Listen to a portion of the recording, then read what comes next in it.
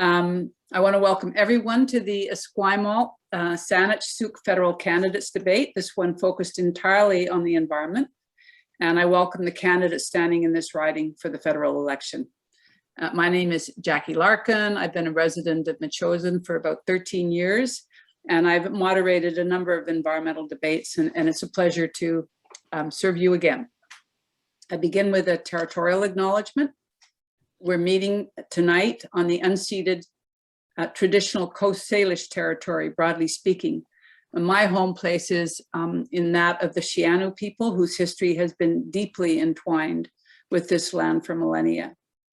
But this riding as a whole spans the ancestral territories of the Esquimalt, Songhees, Sianu, Sooke, and also the traditional territories of the Saanich peoples, although none of their reserves are in the riding.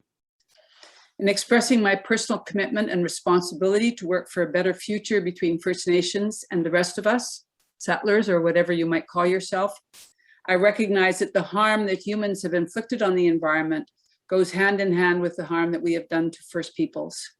And I look to a future when respect for land rights and title, respect for Indigenous knowledge, and a commitment to end the colonial relations go hand in hand with respect and deep caring for the beautiful and bountiful place that we call home. We are grateful to be meeting on these territories. So welcome everyone to what is an essential exchange in our view in this federal election. We now have over 250 people registered. I hope they're all able to make connection. And this event is not a standalone. It's part of the 100debates.ca, which is a nonpartisan initiative. And so 100debates.ca is one of our sponsors, and so is the local Metchosin Community Hall. From coast to coast to coast, in more than 70 ridings this night, people are holding debates that are raising up the environment, the climate emergency, and ecosystem destruction as central concerns in this election. These events are to contribute to ensuring that your voices, the voices of the communities encompassed by Esquimalt, Saanich, Sooke, are heard by those who seek to represent them. Some of the questions that you'll hear tonight are inspired by the work of the 100 debates nationally, and others are the result of input from various organizations and local organizers, and from you. And I assure you, we won't be able to cover them all. We have many, many questions that have come in. Tonight is both a Zoom webinar and is being live streamed on Facebook. It's also being recorded. And I want to just briefly thank those who've made this possible. Steve Gray, who's actually in the room with me here, who has worked diligently with me on the questions, on the communication with candidates, and is still working on the questions which are coming in. And thanks to Janet Gray and Glenn Chentag, who are holding down the technical side of things. It's been a steep learning curve. And now to the focus of our meeting. I think I'm probably accurate in saying this about all of us, but maybe not, are still reeling from the lockdown and the loss of life from a pandemic linked to our human destruction of natural ecosystems, and from a summer of climate disaster, wildfires and heat domes and flooding and more. Many of us feel some grief about the state of the natural world that sustains us. Many of us feel alarm, anxiety, even fear about what the future holds. And many of us are angry about the failure of political representatives to address with urgency the crisis we face.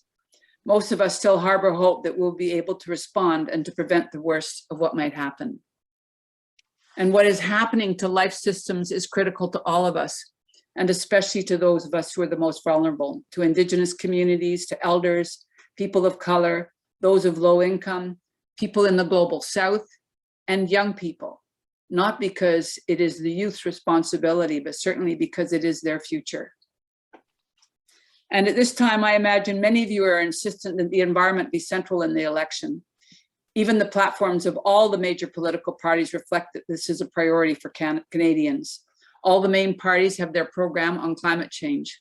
However, the environment has received weak focus in most party campaign communications and in media pronouncements. Hopefully this evening will bring greater attention and clarity. And with that, I welcome the candidates standing in this riding for the federal election. They are seeking to represent you, and I'm very glad they made this important session a priority. So I'd like to welcome, standing for the NDP, Randall Garrison, for the Green Party, Harley Gordon, for the Liberal Party, Doug Kobayashi, for the Communist Party, Tyson Strandland. The Conservative candidate, Laura Ann Frost, declined, citing a previous engagement. The People's Party candidate, Rob Anderson, we were unable to make contact with despite our efforts to do so. Thank you all for participating. And now I'm going to spend just a few minutes on the format of the meeting and the rules of engagement. Bear with me, please, and we'll get things moving as quickly as we can. So on the format, we've got a lot of ground to cover and limited time. We have 4 candidates attending, and all of them have received the questions prior to this webinar and are generally aware of the times that are allocated. We're going to start with candidate introductions, where people will have 1 minute to tell their own environmental story. This is a way of you getting to know each one of them. That will be followed by 5 blocks of questions, all related to the environment, the largest one of which we are titling Climate Emergency and Ecosystem Collapse. But there are 4 others, which I'll explain to you as we come to it. That will take about an hour with a combination of quick questions where we are kind of forcing the candidates to answer yes, no, or neither, just as voters are forced to make a choice when they vote based on a broad sense of the facts. We're asking the candidates to do the same. But in each block, in addition to these quick questions, there will be broader questions inviting elaboration. And we want you to hear we want to hear from you what you as individual MPs would do to address these challenges, in addition to what your party proposes. So we'd like you to really animate it with your own action in addition to party policy. We would prefer that you speak to you and your party's actions and policies before you critique other parties, but of course, you're welcome to critique. And finally, for those of you who are attending this webinar, you can follow along with the questions. When you registered, you were sent the link to a Google Doc listing all of the quick questions and the panel questions so that you can keep your own record of responses. And this is especially useful for the quick questions because there's a lot of them. This link is not on your webinar screen because we don't have a chat room. It was sent to you earlier. However, the questions are posted on our Facebook event page, which can be found under Metchosin Community Hall. And Metchosin is spelled M-E-T-C-H-O-S-I-N, Metchosin Community Hall. Following the blocks, we will go to questions from the audience, and we'll have approximately 25 minutes with that. We've received already a number of written questions from you as you registered, and if questions arise for you during the session, please send it to us by way of the question and answer tab, which is at the bottom of your screen. It says Q&A. It should be, at least I think it's on your bottom right. That's where it is for me. And we'll sort through them and do the best we can to include some of them, given our time limits. Steve Gray, who's back of me here, is doing a yo person duty on this. And then that section with the questions from you will lead to the candidates having 1 minute to do closing remarks. And we're hoping to close out by 9 o'clock. That's the plan. And I ask for all of your goodwill in making this work. There will be no break. So please take care of your bodily needs as you need to. We will have a couple of very short stretch breaks just to mobilize you a bit, which I'll bring into the thing. So, and finally, how we want you to be together. We really welcome you having differing opinions. That makes for some good energy. We welcome you pursuing efforts to achieve clarity with one another. We ask you to express yourselves respectfully. We do not have any tolerance for hate speech or personal attacks towards candidates or each other or to the people of this country.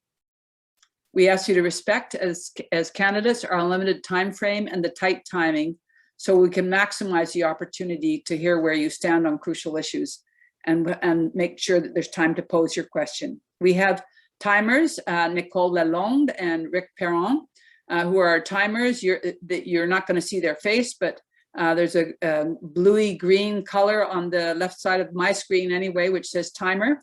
They will hold up a yellow card in the screen when the speaker has only 30 seconds left. And then when the red card fills the screen, time is up. And I ask you to sort of complete your sentence and stop at that point. We do have the capacity to mute if needed, but I'm sure I won't need to use this. I will be firm with everyone. And I will rotate the order of speakers during the panel questions, but not for the quick questions, because it becomes too confusing if people are trying to track the responses.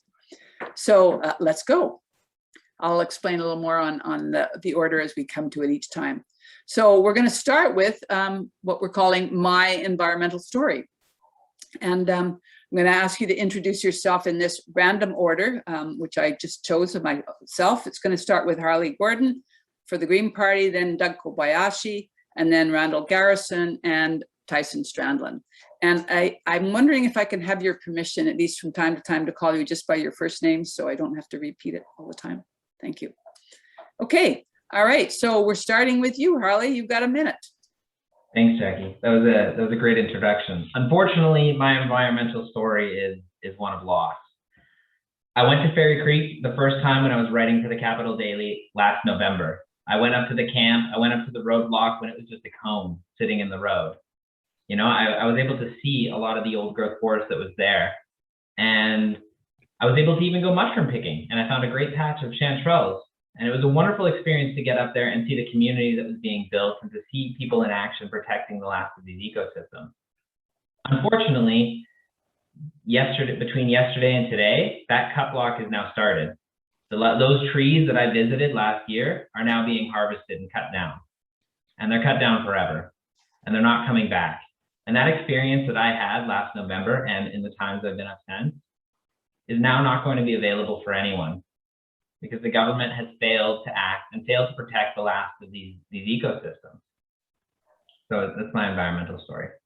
Thanks. Thank you, Harley. And now going to Doug, please. Doug, you're muted. Okay, there we go. Hi, my name is Doug Kobayashi. I'm a professional engineer, aeronautical engineer by background. Probably one of the biggest polluters for transportation. I'll admit that. I was like any other regular person. I did my thing as far as what we were told to do: recycle, do everything that we're supposed to do. No problems with this. And it's funny, I really only started getting into this about 10 years ago, trying to understand this problem. And it's funny how friends can influence what you read. And it's being an engineer, I knew I shouldn't have done this. And I started researching everything myself. And then when I started looking at all the data, I went, oh my God, this is a major problem. I think we're past the tipping point. It was a matter of time. I'm making the time now to understand this problem. I believe this is not a partisan problem. It's a problem for all of us. So that's how I got into the environment. So I am so concerned right now. If I can only put one. Thank you very much. And now to Randall. Well, thanks very much and good evening, everyone. My environmental story starts quite a long time ago, as I've been an environmentalist all my life. On the first Earth Day with 6 of my teenage friends, we took our bikes and we blocked rush hour traffic. We'd have been a bit smarter if we made signs to tell people what we were doing, but there was no shortage of enthusiasm on trying to make a difference on the environment. I've been part of the movement ever since. I try to do what I can personally to reduce my carbon footprint. And as a privileged person, I can live in a energy efficient house with a heat pump. I can drive an electric car. And as a member of parliament, I buy carbon offsets for all my flying. Not the best solution, but a solution. I began to work more directly on environmental issues when I went to work at a small NGO called Pacific Peoples Partnership, which works with Indigenous people in the Pacific. And I did my first tour of BC high schools in 1989, talking about global warming and the threat to human existence in the Pacific Islands by rising seas. When I got elected, there were 2 issues that took me forward, and those were, can I just finish the sentence? Yeah. Southern resident killer whale protection and opposing the Kinder Morgan pipeline at the time, now known as TMX. Thanks. Thank you, Randall. And finally, Tyson Strandland. So I grew up on the island, spent a number of formative years living in Metchosin, in fact, where I inevitably developed an affinity for our beautiful natural environment.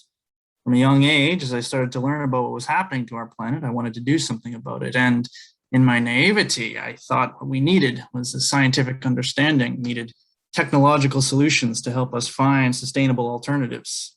So after finishing high school, I enrolled in an environmental technology program. But by the time I started my second year in this program, I'd come to realize something. I realized that we already had the answers. We had the knowledge, all the solutions we needed to fix this problem. Lots of people wanted change, but we lacked a concise understanding of how our society works and how to change it. What we need, in fact, is socialism and a relentless struggle against capitalism. We need revolutionaries. So, despite the challenges, I'm here for the fight because this is the only way, there's only one way we're going to fix this, and that is socialism. Thank you. Thank you, Tyson. Well, that's a good little warm up. And as one of my little mini stretches, and hopefully this will be good for the panel too, is just give your shoulders a little roll to just, sink into it a little more if you want to, and invite the rest of the folks to do that too. We're going to do a few little bits of movement over the time. And now we're going to move to the main blocks. And I'm going to remind you that with the quick questions, I will read the quick questions and the candidates will answer with simple yes, no, or neither. And no more words than that. You'll get an opportunity later to elaborate if you wish. So, and the quick questions will be answered in the same order each time. And I arbitrarily determined this order based on the strength of the vote count in the last election. So Randall, you will always answer first, Harley will answer second, Doug Kobayashi third, and Tyson Strandland fourth. So I won't repeat that each time, I just want you to be with me. So the first block is the climate emergency and ecosystem collapse. And let's start with a tiny intro. Any remaining doubts we had about the climate crisis were settled these past months with a scorching heat dome, 600 dead in BC alone, widespread drought, flooding, extreme wildfires, and the world's worst air pollution recorded in Vancouver. The quick question number one is, do you accept the evidence of human-induced climate change, both from the scientific community and from the frequency and severity of natural disasters? Randall? Yes. Harley? Yep. Doug? Yes. And Tyson? Yes. Thank you very much. The world's leading scientists warn us that human civilization is in jeopardy because forest clearance, land use shifts, pollution, and climate change put 1 million species at risk of extinction. And the UN has warned repeatedly that without urgent action, we will not be able to prevent ecosystems from declining to a point of no return with dire consequences. This is deadly serious. The International Panel on Climate Change has declared a code red for the planet and says that future climate impacts depend on decisions we make today. So let's start with biodiversity and carbon sinks. Quick question number two. Do you commit to protect 30% or more of land, freshwater, and ocean by 2030 in line with Canada's agreements under the United Nations Convention on Biological Diversity? Randall? Yes. Harley? Yes. Doug? Yes, absolutely. And Tyson? Yes. Well, so far we're in lots of agreement here. Quick question number three. Will you work to protect BC's remaining old growth forests and to secure the federal portion of the roughly $1 billion needed to transition forestry practices in BC to a sustainable second growth harvest? Randall? Yes. Harley? Yes. Doug? Yes. And Tyson? Yes. Okay. Now moving on to species at risk. The Western screech owl and the marbled murrelet are both protected under the Federal Species at Risk Act, but their habitat in the coastal rainforest is being destroyed as a result of the industrial logging of old growth ecosystems like Fairy Creek here on our doorstep. The Federal Species at Risk Act is not being enforced when the province fails to act to protect endangered species. So the question to the panel is, what actions will you and your party take to enforce habitat protections for the Western screech owl and other endangered species? So you can broaden out to all whatever endangered species you wish to address. The panel question will be, the following order will be used. We'll begin with Tyson, then move to Doug, then to Harley, and then to Randall. And you each have 1.5 minutes each to speak to species at risk. So go ahead, Tyson. So firstly, we're demanding an immediate ban on all old growth logging, as well as the implementation of legislation to protect biodiversity. Second, it's estimated that Canada will spend $34 billion this year on its constantly growing military budget, and the corporate-backed parties and politicians, including NDP defense critic Randall Garrison, are pushing to increase that number dramatically, especially with the planned purchase of American nuclear-capable F-35 fighter jets, with a lifetime cost of at least $77 billion. Now, the entire climate change and conservation budget, meanwhile, is less than $2 billion annually. I recently had the privilege to attend a protest outside Randall's constituency office organized by the Canadian Voice of Women for Peace against his support for the completely unnecessary increases to the military budget and planned fighter jet purchases. While I was there, we discussed how carbon emissions from military vehicles and operations are exempted from national greenhouse gas reporting and reduction targets, and that national defense consumes more fossil fuels than any federal agency. Not only this, but the US Air Force has warned that the F-35 is at least 4 times louder than standard fighter jets, and it has been demonstrated that this is extremely harmful to wildlife during flybys as well as to humans. So the Communist Party is demanding that the purchase be scrapped, that the military budget be reduced by 75%, with funds be reallocated to the things Canadians actually need, including heavy investment in conservation programs. Thank you. Thank you, Tyson. Doug, you're next. I've collaborated with the provincial and local governments and the First Nations. I would ensure a sustainable plan is developed to enforce habitat protections for all endangered species. And this goes hand in hand with the Liberal government's commitment right now to protect at least 30% of the land, fresh water, and ocean by 2030. When the Liberal government became government, Canada has protected less than 1% of our Canada had less than 1% of our oceans protected, and now we're at 14%. And I believe land was about 10%, now it's about 13%, which is about the same size as 3.5 times the size of Nova Scotia. We're committed to the 30%, and we have a proven track record on nature protection to get us there. Thank you. Thank you, Doug. Harley, over to you. Bringing it back to the question about the Species at Risk Act, first, it's a terrible act federally. Second, it's meant to guide the provinces in making their own decisions for Species at Risk Act. However, with our current provincial government of New Democrats, they have failed to protect the species at risk. So quite frankly, we need to do something at the federal level, and the Species at Risk Act needs to be changed dramatically. And it needs to include something called ecosystems at risk. We're dealing with an 18th century model of how species work, and what we should be focusing is on restructuring the act to protect endangered ecosystems. It's not just a tree, it's not just a bird, it's not just a fungi. It is a community of insects, of animals, of creatures, of life.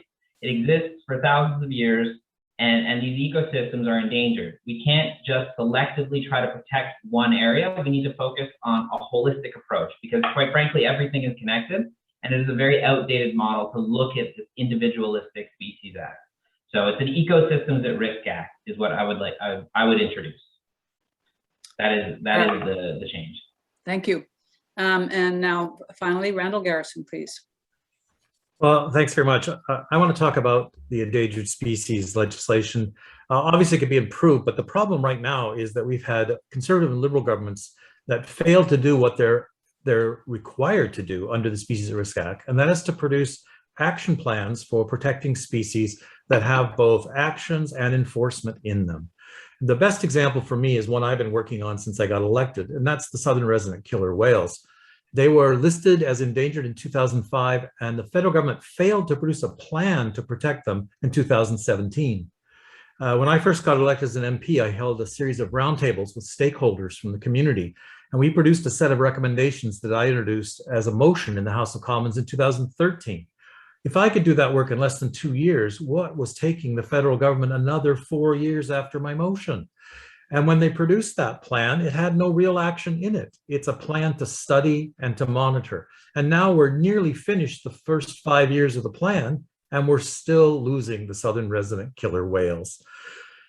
Most of the recommendations were referenced in that plan, as I said, but we know the problems and we know the solutions. And the Minister of Fisheries and Oceans, I wrote to in June and said, could we take those things you're talking about and make the voluntary things you've asked people to do mandatory, make the temporary things permanent, and actually get some progress here on protecting the southern resident killer whales? Of course, I got nothing back.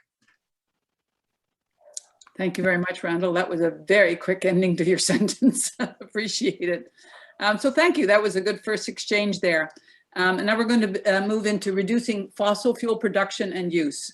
The International Energy Agency has called for a 50% reduction in oil production by 2040 and an immediate end to all new fossil fuel projects.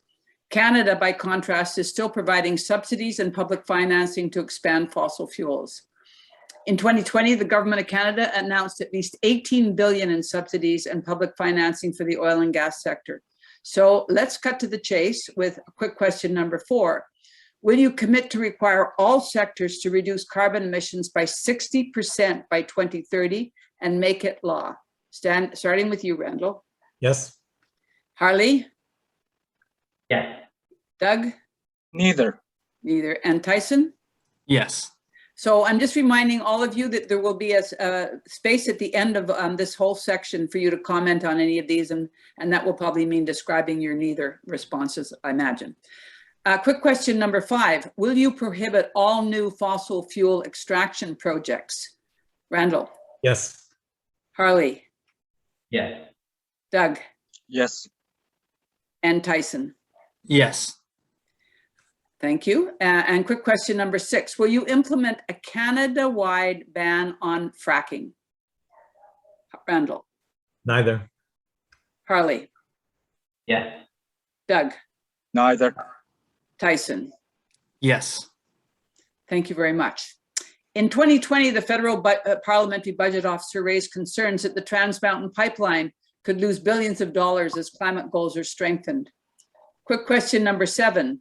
Will you cancel the Trans Mountain Pipeline expansion now, assuming that you have the power to do that? Randall? Yes. Harley? Yes. Doug? No, we're still in a transition. And Tyson? Yes. Thank you. A decade ago, Canada committed at the G7 that we would eliminate fossil fuel subsidies, but billions of public dollars continue to flow to the oil and gas sectors and new fossil fuel projects like LNG Canada. Quick question number 8. Will you commit to ending all subsidies, public finance, and other fiscal supports for fossil fuels next year, including financial support provided through Export Development Canada? Randall? Yes. Harley? Yes. Doug? Yes, but by 2023. And Tyson? Yes. Thank you for that. I'll let you get away with 3 words there, Doug. Okay, many Canadians are concerned that nuclear plants and hydroelectric mega projects, many Canadians are concerned that governments consider these nuclear power plants and hydroelectric mega projects as green and clean when their inherent risks and environmentally damaging consequences are well known. So quick question number 9, do your party's climate plans and targets rely on building new nuclear reactors or more hydroelectric mega projects? Randall? No. Harley? No. Doug? Neither. And Tyson? No. Thank you. And we're almost through the quick questions, but not quite. This is a big section. Quick question number 10. Will you prioritize funding energy efficiency measures and renewable power generation over any carbon capture and storage technologies? Sorry. Randall? Yes. Harley? Yes. Doug? Neither. And Tyson? Yes. Thank you. And now moving on to homes. New energy efficient homes do not require fossil fuels for heating. Older homes can be retrofitted to make them highly energy efficient. Quick question number 11. Will your government substantially increase funding for the millions of older homes that require retrofitting? Randall? Yes. Harley? Yes. Doug? Yes. And Tyson? Yes. Okay, thank you. And now on to transportation, and then after that, we'll get to the panel question. Transportation causes about 1/3 of Canada's climate pollution, and so the Capital Regional District here in the Victoria area is calling for a shift in federal and provincial funding from highway expansion to public transit, walking, cycling, and rolling. Quick question 12, will you stop funding urban highway expansion and instead direct these funds to public transit, walking, cycling, and rolling infrastructure? Randall? Yes. Harley? Yes. Doug? Neither. And Tyson? Yes. Okay, and then quick question 13, still on the transportation issue.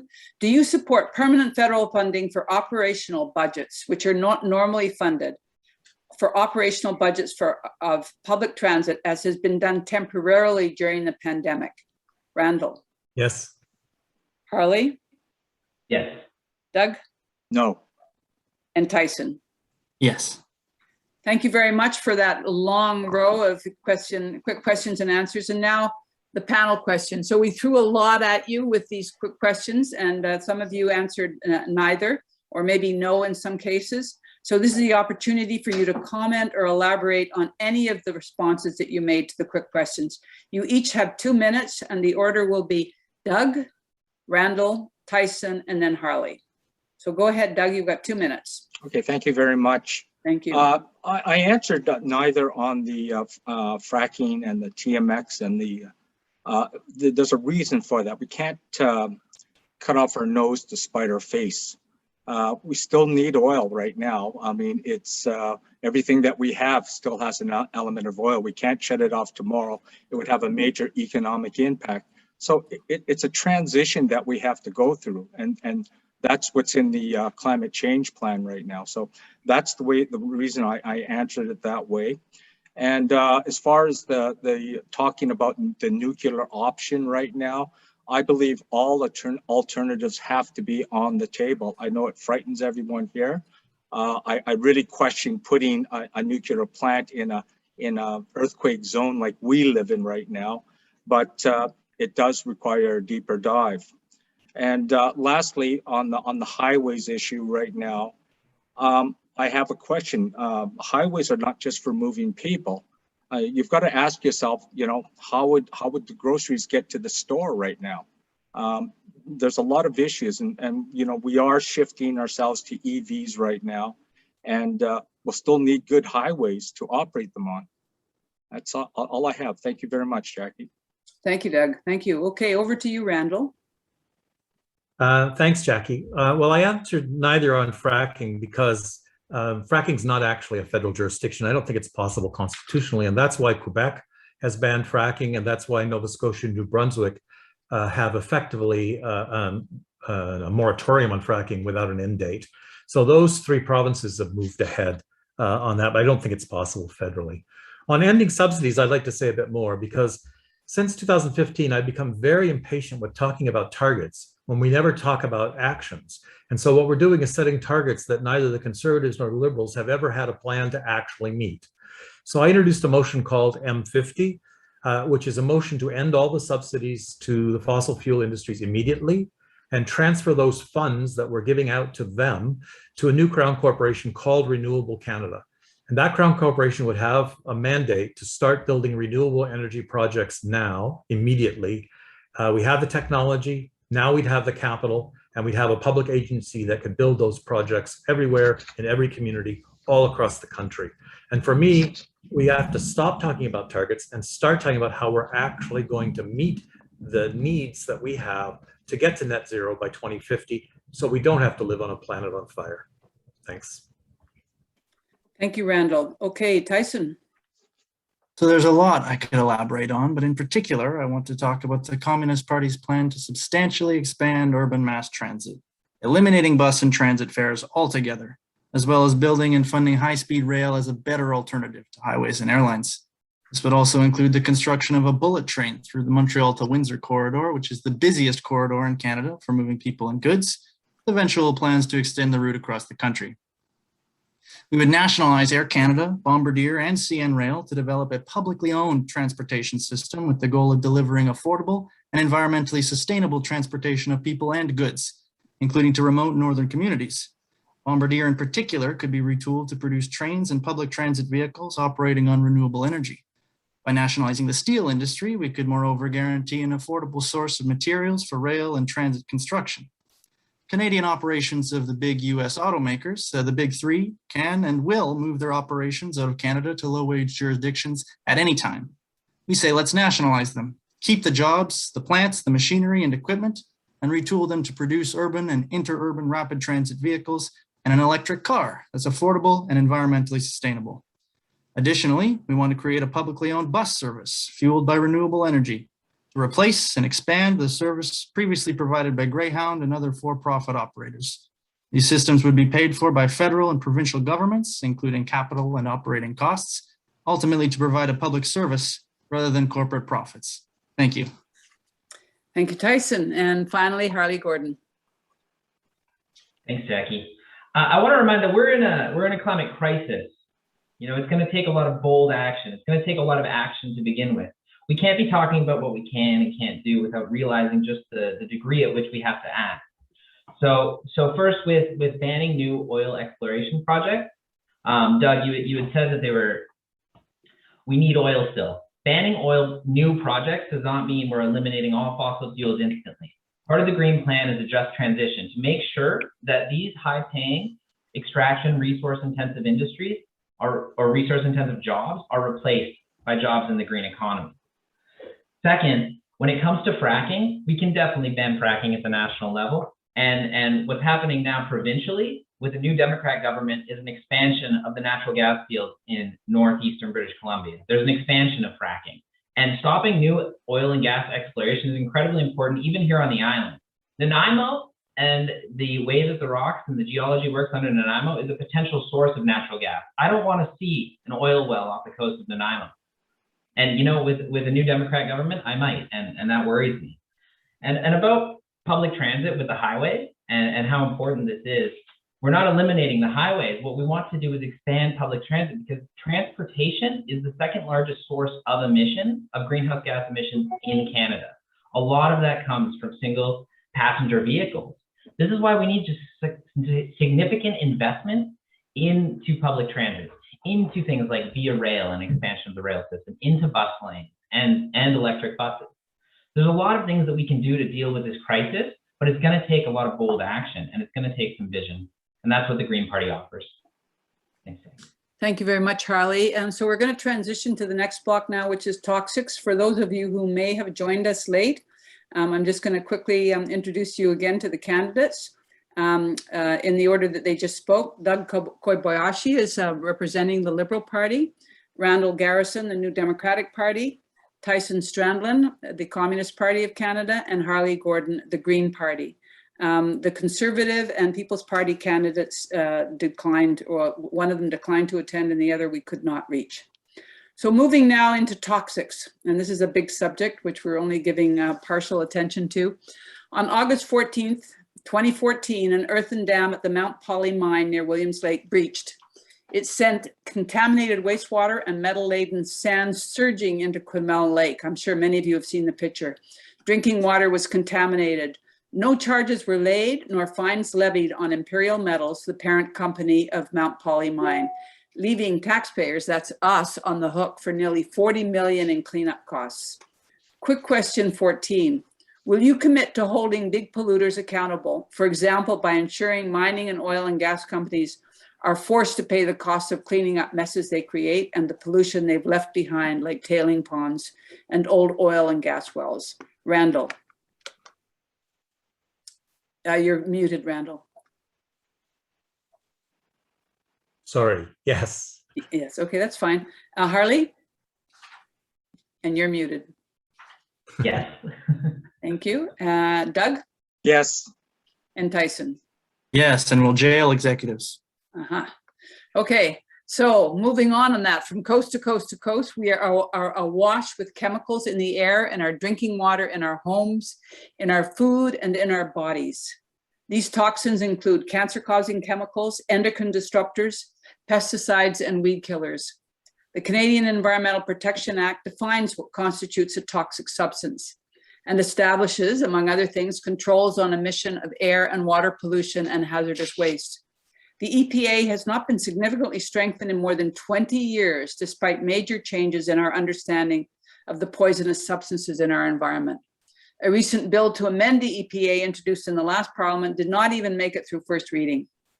In the meantime, the federal government paused a required 15-year safety reevaluation of the widely used weed killer, glyphosate, despite a $10.9 billion settlement in the US over concerns that glyphosate causes cancer. The panel question: As our MP, what specific changes to protect our health and strengthen the Canadian Environmental Act would you work to pass? Would your changes result in a rapid reevaluation of glyphosate safety and an immediate ban on neonicotinoids, which are killing masses of pollinators and devastating our food supply? You have 1.5 minutes to speak to this question about the EPA and the specifics we've asked you about. The order of response will be Harley, Tyson, Doug, and then Randall. So go ahead, Harley. 1.5 minutes. Yeah, thanks, Jackie. I do want to speak to this, and I really hope we get audience questions because I used to be a formulation chemist working on pesticide and agricultural product development. So I can speak to this on a professional level. But to talk about these first two parts, the Canadian Environmental Protection Act, it's another one of those terrible acts like the Species at Risk Act, and it relies on industry self-regulation, which has been shown time and time again to be ineffective.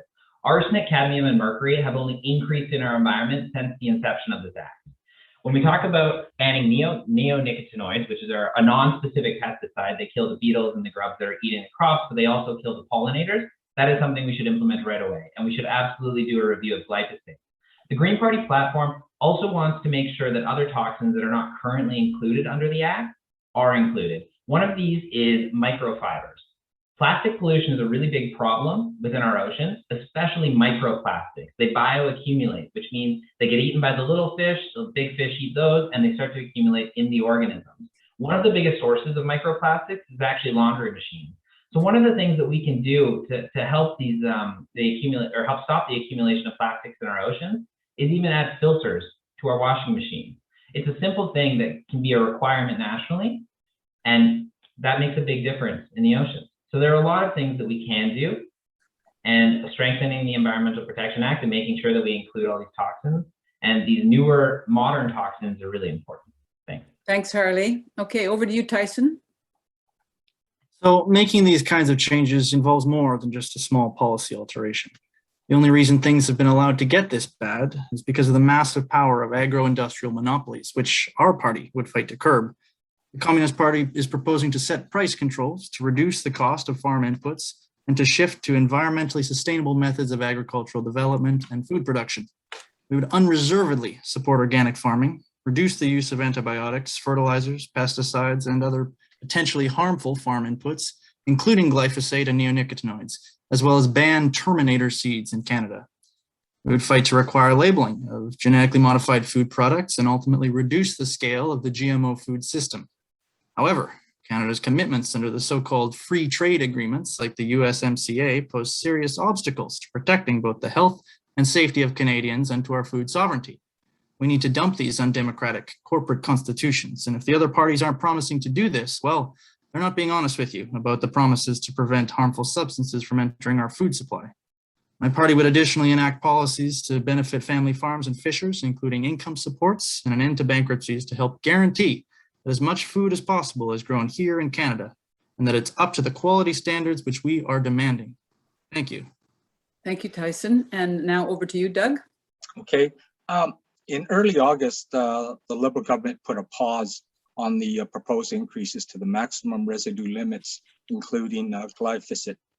The government is also slated to begin consulting on provisions of the Pest Control Products Act to consider ways to balance how pesticide review processes are initiated in Canada and to increase transparency. I believe, like, I personally like the government's outreach on the Pest Control Products Act, and it's an opportunity for us to walk the talk when it comes to public health implications of pesticide use, which we all end up paying for. But we do need a better way forward on food. I will be asking a lot of questions and with ears wide open to hear the full spectrum of public health and food security stakeholders, as well as the insurers who no doubt will be asking farmers and others who want to continue to use these products to pay a price for protecting them against future legal liability in this country, as well as other countries around the world. Silos are a big part of farming, but siloed thinking needs to be a thing of the past. Thank you. Thank you, Doug. And the last person for this one is who is it? Randall. Sorry. I lost Thanks very much, there for a Jackie. moment. I hope I misunderstood Doug. I thought he talked about walking the talk, because that's what we see all the time from the Liberal government when it comes to these environmental issues. So I worked with the NDP MP Ruth Ellen Brousseau from Quebec in 2017 to try and get an immediate ban on neonics in this country. And we could not budge the Liberal government on this. They wanted to talk about it. They wanted to consult about it when we know that this needs to be banned immediately. It takes me back to my days on the Esquimalt Council when we actually implemented a ban on the use of herbicides and pesticides in the municipality. And my neighbor came over to me. We lived in a townhouse, and he said, "How about we go together and we'll get some, herbicide here and fix all this grass growing between our bricks." I said, "You got two problems. One of them is I'm a councillor who just voted to ban these, and two, I noticed your wife's pregnant. Do you really want your child crawling around where you just use pesticides and herbicides?" And so it became an important educational part of local government there. And I'm disappointed that other municipalities haven't also banned them. The change in the act I'd like to see is to reverse the onus. Let's not approve any of these herbicides, pesticides, or their continued use until companies can demonstrate that they're safe. And I'm pretty sure they'll never be able to do that. Thanks. Thank you, Randall. I think the phrase for that is a precautionary principle. So we're going to move on to jobs and justice, but a little bit of an energy thing. Just shake it out if you want to, and just loosen up. I'm doing it, shaking it out. Whew. Tight next too. Okay, so moving into block 3, which is jobs and justice. During the COVID-19 pandemic, our governments, in varying degrees, have committed to spending what it takes to ensure the safety of our citizens. According to climate and economy experts, we need to spend 2% of our GDP on climate action and green infrastructure, and another 2% on just transition and social infrastructure to ensure that no one is left behind. That would be about $80 billion annually. Quick question number 15. Given the urgency of the climate emergency and regard for the rights of our children to a future, are you prepared to spend what it takes to contribute to the global effort to avoid the worst of the climate crisis? That would mean roughly 80 billion annually. And starting with you, Randall. Yes. Harley. Yes. Doug. Yes. And Tyson. Yes. Thank you. Emergency mobilizations like those that we need to face the climate crisis require social cohesion, but inequality undermines such collaboration. The COVID-19 pandemic has laid bare the inequities in our society.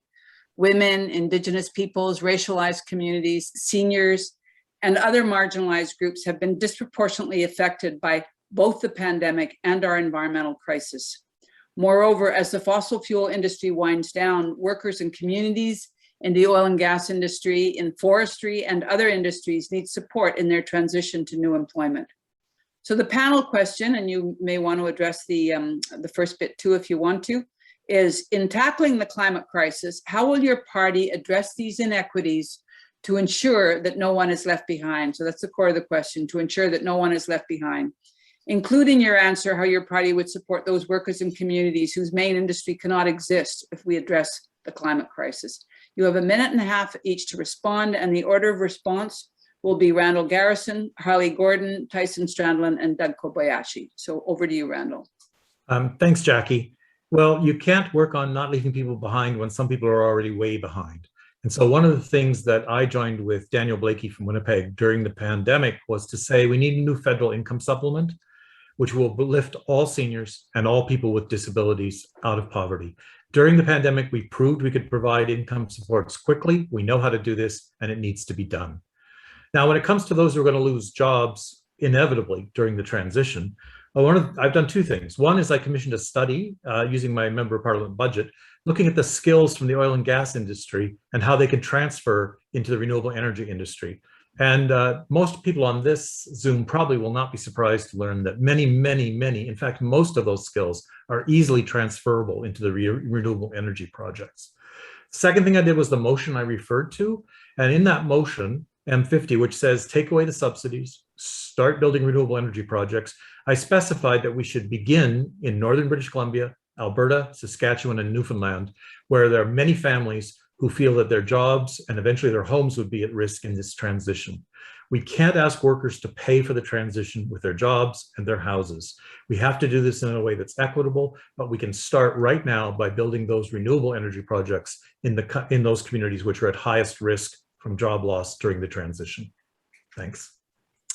And the next responder is Harley Gordon. Thanks, Jackie. The question was phrased as we lifted the veil on inequities that were already present. That's what the pandemic did. And the key thing is the inequities were already present. You know, they were present after 6 years of Liberal government. They were present before that from the Conservatives, and they've only gotten worse. This is what the pandemic has really shown us. And it's also shown us that the government can act if there's enough will. They can work together and they can have sweeping changes like the CERB and the income benefit. So it can work. We have solutions and they work at the federal level. Because we're in a transitionary period. Like I said before, we are in a climate crisis. We need to start acting seriously. Part of the Green Party platform is something called the just transition. And you had mentioned it within the question. Because we are transitioning to a greener economy. We are transitioning away from massive oil and gas and resource extraction. We touched a little bit earlier on forestry and the transition to second growth harvest, which is going to be occurring provincially. But we need to talk about the transition for oil and gas workers. So the Green Party will make sure that every high-paying job in the oil and gas sector is replaced by a high-paying job in the renewable energy sector. We will create more value-added products to increase our manufacturing and high-paying jobs that way to the economy. There will be money for retraining, and we will be working with many marginalized communities to ensure that no one is left behind. That's what the Green Party plan is, and we really can work towards a just transition quickly. Thank you, Harley. And Tyson Strandland is next. This is a huge opportunity to put a just green transition at the center of our economic recovery. For this reason, we propose to invest heavily to create jobs through renewable energy and conservation programs while phasing out coal. Our party would act rapidly to close the Alberta tar sands and freezing all energy exports while guaranteeing jobs and wages for laid-off workers and renewable alternatives. Indigenous communities affected by the tar sands, meanwhile, need to be compensated. Profit-driven corporations are responsible for over 70% of emissions, which is why we need a people's energy plan, which is based on public ownership and democratic control of all energy and natural resources, including extraction, production, and distribution, to provide for working people's needs, not corporate profit.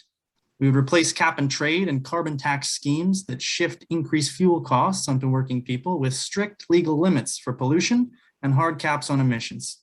We're also committed to the construction of 1 million units of affordable social housing, utilizing green technology under public and democratic control over the next 10 years, which would be rented for no more than 20% of a person's monthly income, while imposing rent controls and rent rollbacks on for-profit housing. We're also proposing a $23 an hour minimum wage in order to meet the skyrocketing costs of living, as well as substantially increased pensions, disability rates, and a universal guaranteed annual livable income to ensure that no one falls through the cracks. Thank you. Thank you, Tyson. And Doug Kobayashi is the last to speak on this question. Thanks, Jackie. I've lived in 6 of the 10 provinces in Canada. I understand how important our energy workers and communities are to our current prosperity. They're hardworking people who understand that change is necessary, but they should not be the collateral damage as the whole industry is shifting to the low carbon economy. That's why it's a moral responsibility for all of us to craft plans that move energy workers and the company towns they call home forward into a future that builds on the unique character of each of these communities. There are, I won't even say may, I know there are opportunities for fossil fuel enterprises to shift to renewables. And just from my own experience of having actually transitioned forestry workers into the aerospace work right now, I know it's all possible, called leverageable skills. But for starters, I know the Liberal government is on board with this program, and I want to be there to support this. Thank you. Thank you, Doug. Moving now on to the 4th block, which is Indigenous rights. First Nations are title holders to vast tracts of land and have generations of experience with sustainable ecosystem management. Yet government and industry continue to push the extraction of resources and development of these lands primarily for the benefit of others and the bottom line. When corporate interests clash with Indigenous title in BC, conflicts are often dealt with through court injunctions, which eliminate First Nations resistance and ensure completion of the resource extraction before Indigenous title and rights can be established. On a parallel track, governments often fight First Nations opposition and land title all the way to the Supreme Court, and there is no level playing field here. Furthermore, First Nations are profoundly hampered in their decision-making because of their financial dependence on colonial systems put in place under the Indian Act. In this context, the Union of BC Indian Chiefs is calling for conservation financing to establish Indigenous Protected and Conserved Areas, IPCA, to protect old growth forests in BC for future generations. So in this section, we have 2 panel questions, and divide your time as you wish. You have 2 minutes to respond. And so the 2 questions are, in place of litigation, how would you facilitate the meaningful recognition, preservation, and exercise of First Nations rights and title? And the second question, what support and resources will you as our MP or your party advocate for or put into place to support and advance sustainable economic self-determination for First Nations communities, while at the same time helping to conserve precious ecosystems, which are the core of First Nations ways of life, like old growth forests, boreal forests, watersheds, and marine environments? So you have 2 minutes total for this, and the order of response is Harley Gordon, Doug Kobayashi, Randall Garrison, and Tyson Strandland. Go ahead, Harley. Thanks, Jackie. The Green Party is standing to have a meaningful and actual implementation for the UN rights of Indigenous peoples. This has been stalled at the federal level for far too long. We are recognizing the right of self-determination among all the nations of Canada, of which there are more than 600. We will work with Indigenous people, being led by Indigenous people, to remove the Indian Act, to transition away from the Indian Act, which is a very outdated and racist act. When it comes to protecting a lot of the old growth, a lot of ecosystems in our province, there have been some great successes. We've had the Great Bear Rainforest along the North Coast. That's where I grew up. I spent some of my childhood on the coast of British Columbia in the Great Bear Rainforest. And it was made possible through collaboration with the federal government and the 40 different nations that were involved in the agreement. This was able to protect, I think, 80% of the forested land base. And it was done through conservation financing. This is the really big role that the federal government can take when it comes to negotiations between First Nations and the province. It's a source of capital. It's providing financing for alternatives. So when there's nation-to-nation negotiation going on between the province or the federal governments and First Nations band governance structures, there needs to be more than 2 options. There needs to be more than just extract the resources and receive money, or don't extract the resources and get nothing. There needs to be alternatives for meaningful negotiations to take place. That's the role that conservation financing can take. That's the role that conservation finance can play. That means that there is money available for First Nations to pursue alternatives to just resource extraction, unlike what the BC government has done for far too long. So this is what the Green Party offers, and this is what we stand for, is increased conservation financing and being Indigenous-led and self-determination. Thank you, Harley. Over to you, Doug. Okay, thank you very much. Well, from my limited perspective, I know something. I certainly have much to learn here. But on the first question, there are 2 key actions that should be taken. The first being to accelerate the implementation of the call to action coming out of the 2015 Truth and Reconciliation Commission. Part of that, also, secondly, is the UN Declaration of the Rights of Indigenous People, UNDRIP, as it's called, provides a roadmap to advance lasting reconciliation with the Indigenous people. This act was passed earlier this year, in fact, to ensure the principles are implemented. I believe that implementing the act will be a key part of renewing the relationship between the Government of Canada and the Indigenous people. I know that a re-elected Liberal government will take a whole of government approach to UNDRIP by including it in every cabinet minister's mandate letter. It won't be siloed. On the second question, I would reach out to the First Nation communities to learn what their thoughts are on sustainable economic self-determination, because I guarantee you, they've been thinking about this for a very long time, probably about 248 years on Vancouver Island alone. We have a lot to learn from those who lived sustainably on these lands long before any of us or our ancestors arrived. Thank you very much. Thank you, Doug. Over to Randall Garrison. Thanks, Jackie.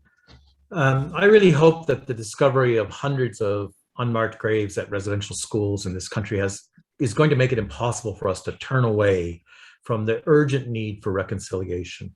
There are three things that we had called on the federal government to do very quickly. Of course, the first of those is to fund the investigations that are necessary to return those kids home to their communities. And we only got a promise from the Liberals to do that at the 11th hour, just before they called the election.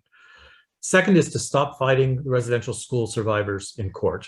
In the case of St. Anne's Residential School, this federal government, this Liberal government, has spent more than $3.2 million in legal fees trying to deny partial compensation to First Nations who went to residential school, ripped away from their families, and partial compensation for the intergenerational trauma that continues to affect the future of First Nations communities. 3.2 million in legal fees fighting that compensation.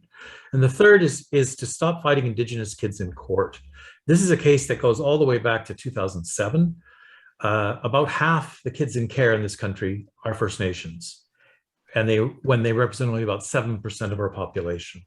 And so what's this case about? It's about the fact that the federal government systematically funded Indigenous kids in care at about half the rate of other kids in care.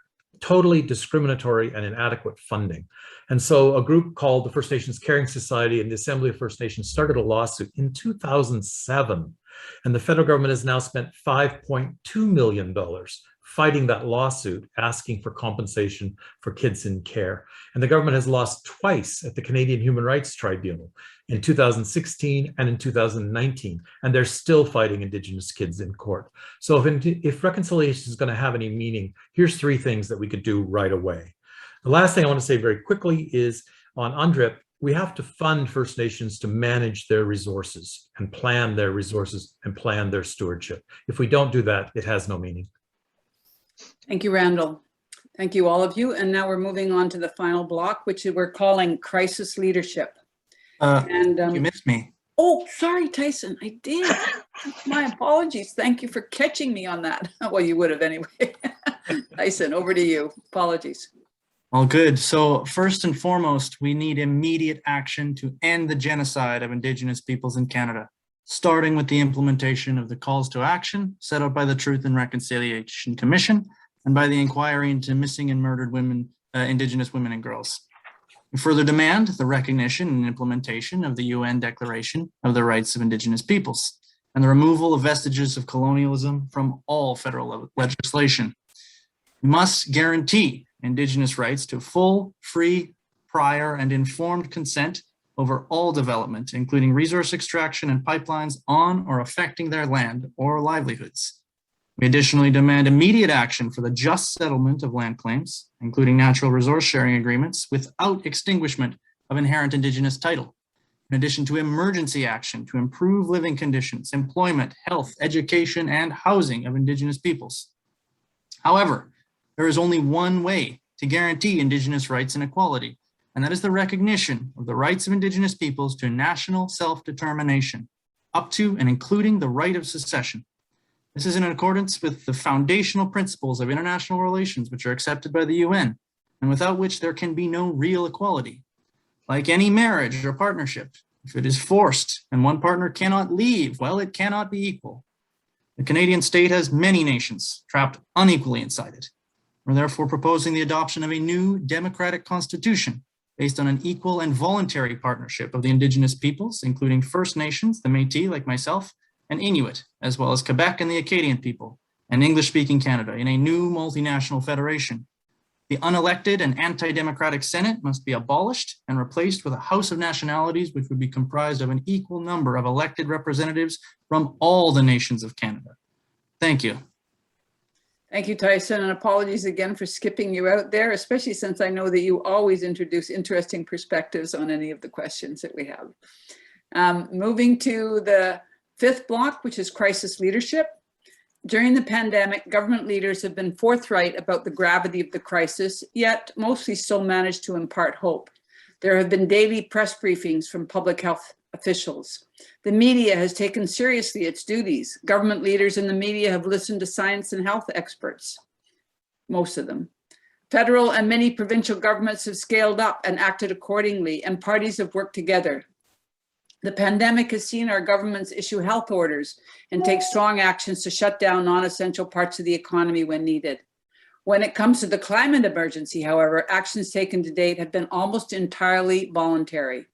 Governments encourage change, they incentivize change, they offer rebates, they send price signals. But what governments have decidedly not done is require change. And Canada has not yet met any of its greenhouse gas reduction targets. So you have two questions to respond to arriving from these framing remarks, and you might want to take a note a bit because I'm going to ask you a third question, and we're going to wrap them all together. So the panel questions are, and they're both closed-ended questions, but they're easy to elaborate on.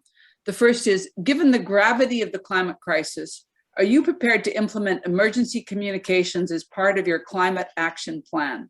So that means, telling the truth daily and very vigorously. And two, are you committed to switch from incentive-based and voluntary policies to mandatory measures to combat the climate crisis? For example, mandating that all new buildings will not be permitted to use natural gas or other fossil fuels for their heating, as has been done by the city of Vancouver. So there's those two questions. And then the third question I'm going to frame briefly. While the climate crisis and biodiversity loss require urgent action, business as usual has led to rising conflict, social conflict. Ordinary people begin to take action when they see governments which fail to act and governments which continue to facilitate projects that are destroying ecosystems. The right to peaceful protest is cherished in democratic societies and protected in Canada under the Charter. But in response to these public protests, the province of Alberta has passed a bill to limit peaceful protest. And the BC government has turned a blind ear and eye to unlawful behavior by the RCMP as defined by the BC Supreme Court. So the third panel question here is, what specific actions would you or your party take to protect and ensure the people's right to peaceful protest? So the three questions, the first one, are you prepared to implement an emergency communications as part of your climate action plan? Secondly, to switch from incentive-based and voluntary to mandatory measures. And thirdly, to take action, what actions would you or your party take to protect and ensure the people's right to peaceful protest? So those are the three questions. You each have 2 minutes on this. The order of response is Randall Garrison, Tyson Strandland, Harley Gordon, and Doug Kobayashi. So go ahead, Randall. Thanks very much. In terms of new institutions, I think I've demonstrated my proposal to create a Crown corporation to start building renewable energy projects immediately has both a sense of urgency and a new way of doing things wrapped up in it.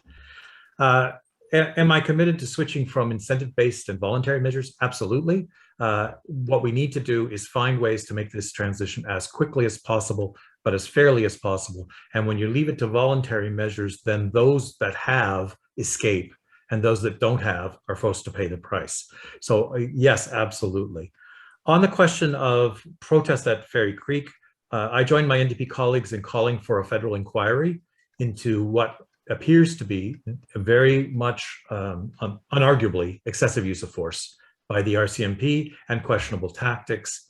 And so the federal government does have the ability, even though they're not supervising the RCMP directly at Fairy Creek, to order that inquiry. And I am determined that that should take place. I want to take a moment as we're nearing the end of this in terms of crisis leadership to talk about the deterioration of public debate and public discourse. I've issued a statement calling for an end to the vandalism of my colleagues' signs locally in this campaign. One in particular, Doug Kobayashi, has been singled out for repeated destruction of his signs. I am sorry about the attacks on Doug as a candidate, but I'm even more sorry about the attack on democracy that this represents. And so I have issued that statement. The other I was disturbed about was the demonstrations in Vancouver, which blocked access to healthcare facilities by the anti-maskers and anti-vaccine people. And I believe we need a bubble zone around hospitals and health facilities and vaccination facilities to prevent protesters from providing or barring access to needed health facilities. Thanks. Thanks, Randall. Tyson Strandland, you're on next. Communist Party is absolutely committed to comprehensive emergency measures to halt and reverse climate change, including the immediate nationalization of all energy and natural resources in order to take full control over the climate crisis. We would immediately ban exports of fresh water, and Nestle will be paying us back with interest, you can bet. We'd also impose strong penalties for corporations which break the law, including heavy fines and jail time for corporate executives who profit from destructive environmental practices, such as clear cutting, in-ocean factory fish farming, and deep sea dragging. Emergency communications could definitely include some publicly broadcast trials of corporate executives as we sentence them to prison terms. On incentive-based policies, the cap and trade and carbon tax schemes offered by corporate parties are frankly a joke. It ultimately just costs working people and allow corporations to continue polluting. We're demanding strict legal limits for pollution and hard caps on emissions, especially from industrial sources. We're also calling for stringent limits on vehicle emissions. Now, regarding peaceful protest, we need to protect the right to free speech and peaceful dissent, and we need to put the brakes on Canada's rapid descent into a police state. We need to defund and demilitarize the police, ban tasers, as well as disarm most police units. The colonial police force, the RCMP, should be dissolved, along with CSIS. Police should be prosecuted for illegal activities, including unlawful use of force and murder, and put under civilian oversight, strict oversight. Government spying, police violence, and agents provocateurs, and use of the courts to repress civil and democratic rights, all this needs to come to an end, and I would fight tooth and claw to make this happen. Thank you. Thank you. Tooth and claw. That's a nice metaphor to introduce into an environmental panel. Thank you, Tyson. And Harley, over to you next. Thank you, Jackie. I do want to echo Randall's statement about signs. I was driving home on the Old Island Highway today, and there was a lot of fresh graffiti along a few of the signs, which was really disheartening to see. It was absolutely selective. This time it was Laura with the Conservatives and the People's Party of Canada. A lot of their signs were defaced, and it must have happened today or yesterday. But getting to the questions, when it comes to the first one about communication, the Green Party has a 20-point plan to deal with the climate crisis. First and foremost is declaring an emergency and creating an intergovernmental and a nonpartisan panel to issue statements, to work together and collaborate, because this is what it's going to take. We're going to need all the parties to work together to deal with this issue. This is what we saw with COVID, and this is what needs to continue in order to effectively deal with this climate crisis. We need joint statements about what is happening and what the government is doing to solve the issue. This is really important. It's about working together to fix a problem that is bigger than us, is bigger than an individual, it's bigger than even just one country. So that's really important. As for moving away from incentives to mandatory, that's absolutely the way it should go.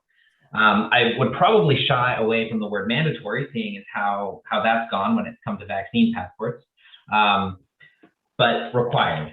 Changing building codes, making sure that new buildings are built to withstand not only the cold of our environment, but also the heat that it seems to be building.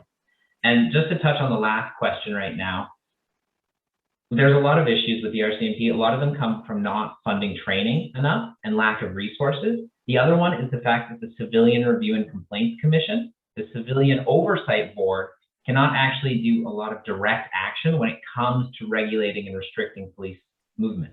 They are still above the CRCC. This is a really huge issue, so we want to revitalize and add more power to the Civilian Review and Complaints Commission. Thank you, Harley. And Doug, you're the final speaker on this. Okay, thanks very much, Jackie. I'm prepared to implement emergency level actions, but I'm not a big fan of creating another organization or bureaucracy. I believe this takes too long and too much money to build the organization before it becomes a performing organization. And right now we have an emergency happening right now. I think the majority of the funding should be taken on actions now, which can be best be performed by the provincial and local governments. They have the infrastructure in place.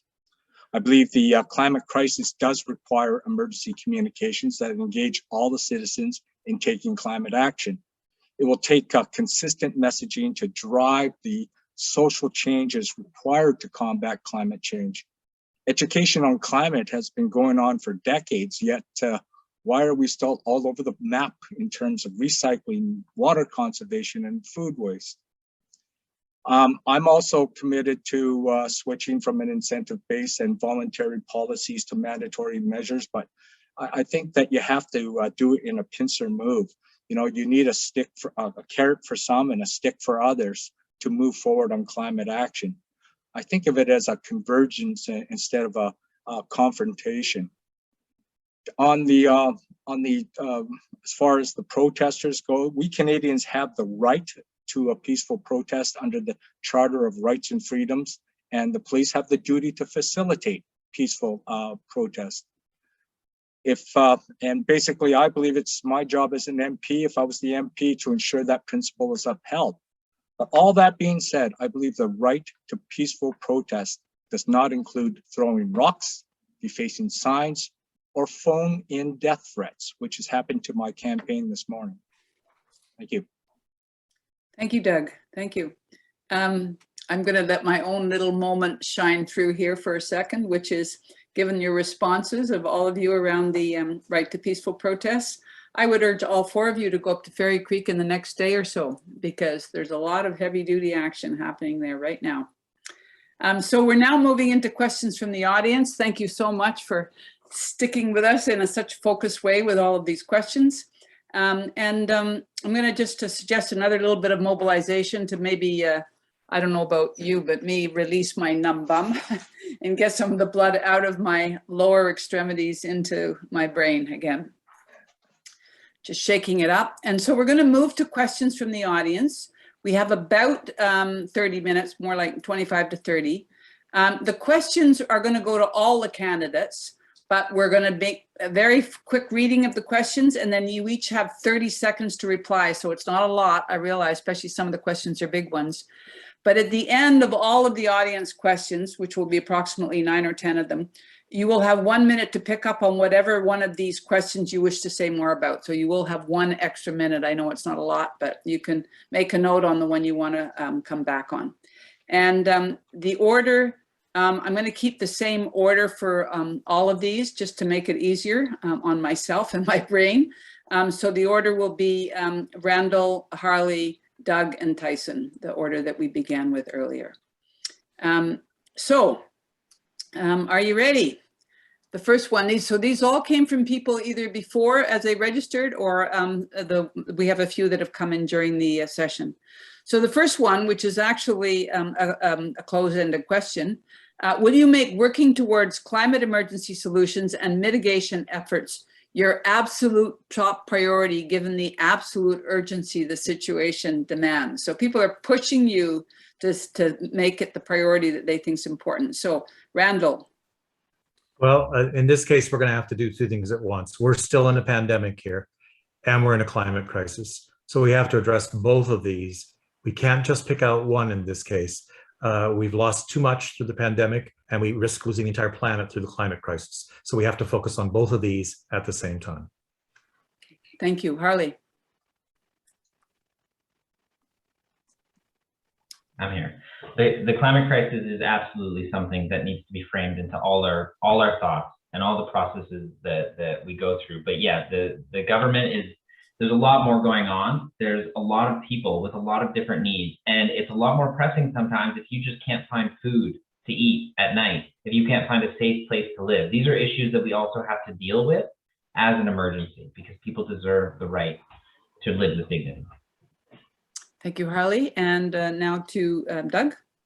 Thank you very much, Jackie. If I could only put one thing on my folder, it would have been climate change. That's why it was the #1 issue for me. But all these issues that we're having regionally here are all interrelated right now. They're all interlinked. And I would have to agree with Randall on this right now, that we have to also simultaneously have to deal with this COVID-19 issue. And it is sort of, it has slowed down things on our climate action plans. But, you know, it's trying to take these two equally important issues right now and trying to deal with them. Great, thank you, Doug. And now Tyson.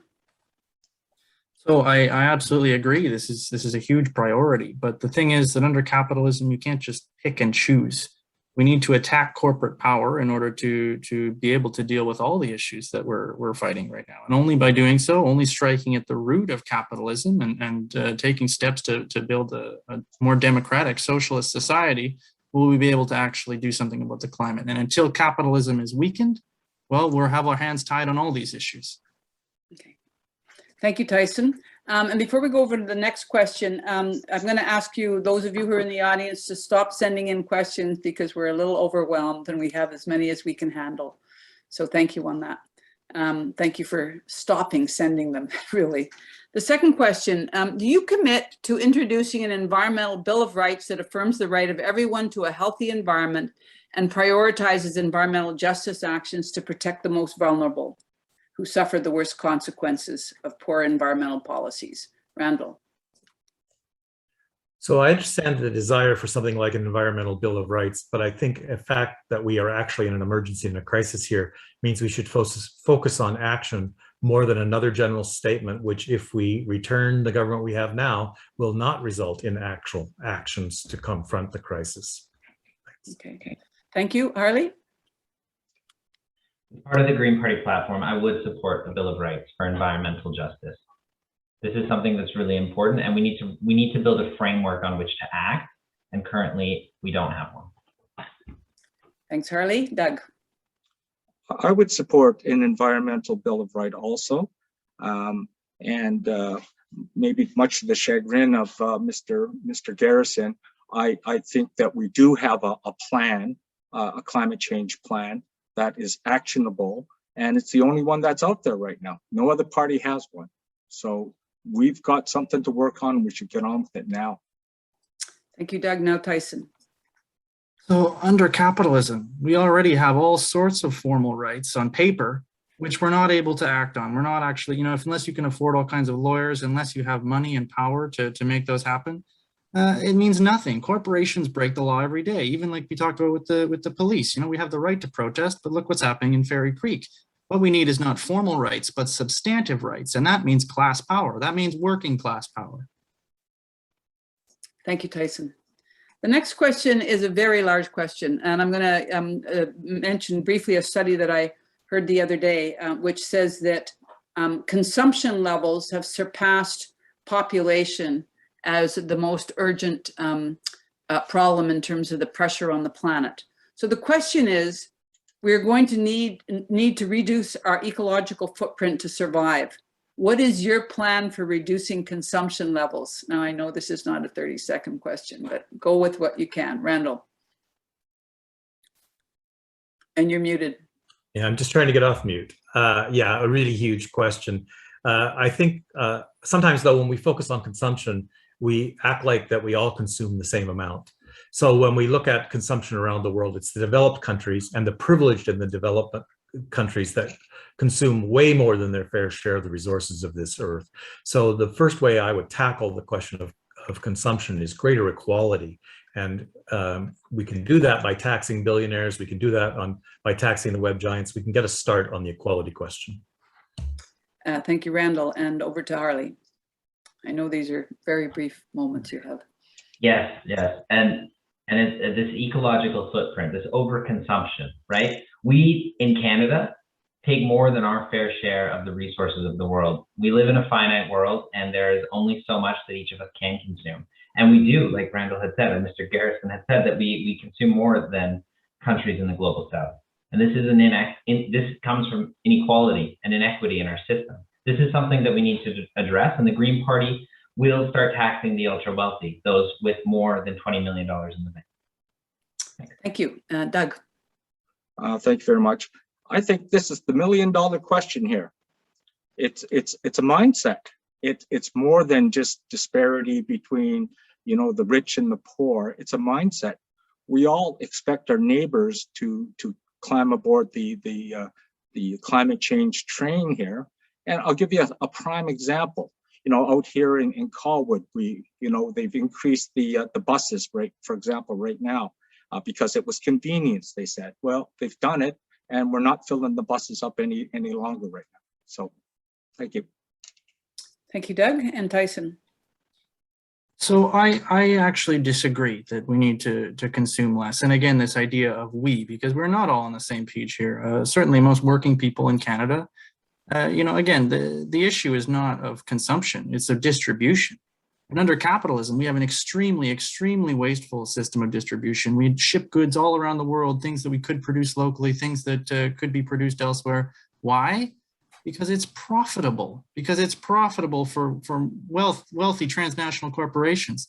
And again, we need to attack that whole system of capitalism in order to make a system that can provide for everybody. There is plenty available. Thank you, Tyson. Number 4, a little narrower question. What is your position regarding BC's ongoing exports of thermal and metallurgical coal to countries with inferior emissions standards? Randall. Well, I think we need to stop exporting coal. We need to leave coal in the ground. It's the only way we can get to where we need to get to prevent living on a planet on fire. So I think we need to move toward ending those exports, not just to countries with lower standards, but exports of coal altogether. Thank you. Harley. Ending the exports of thermal coal is really important. It's absolutely part of the Green Party platform, and metallurgical coal. We also want to make sure that we introduce the border carbon adjustment to make sure that high polluting countries end up paying, and domestic manufacturers that are held by the environmental regulations in Canada can compete with high polluting manufacturers elsewhere in the world. Thanks, Harley. Doug? Yes, I agree with this. I think that we have to end exporting thermal coal to foreign countries right now, and come in with alternatives for them right now. But yeah, we can't continue to do what we're doing here. Doug, thank you. Tyson. As I said earlier, my party believes absolutely in phasing out coal and ending not only coal exports, but all energy exports. Thank you, Tyson. What is your position on carbon taxes? Please be concrete in your response. Randall. Well, we have carbon taxes in place, so I'm not proposing removing them, but carbon taxes really are a very minor and market-based solution. We have to move much faster, and we have to take much stronger action than carbon taxation actually produces. Thank you, Randall. Harley. I'm going to agree with Randall here. Carbon taxes are one tool that can be used by the federal government, that can be leveraged by the federal government to incentivize a greener economy and move away from the fossil fuel industry and reliance on that, but they are only one tool. It's useful, but it is not the end all. There are other things that we can do, and there are a lot of things we can do, like ending fossil fuel subsidies altogether. That's going to be really important in our solving the climate crisis. Thanks, Harley. Doug? Yes, I'm in full agreement with the carbon tax right now. And this is the case of using the stick, because it's going to cost you more and more every year. Polluters must pay. Thank you, Doug. Tyson? As I said earlier, carbon taxes are a sham. All it does is make it appear like the government is taking action, when in fact, it just shifts taxes onto working people. Polluters should pay, Doug. Well, like I said earlier, 70% of emissions are created by industries. Why should working people pay and increase fuel taxes at the pump? We should be providing public transit for people. And again, putting hard caps, not these joke carbon taxes. Thank you, Tyson. The next question. What are your plans to address utility and infrastructure resiliency and disaster preparedness with the increasingly extreme weather the country is experiencing year after year? Randall.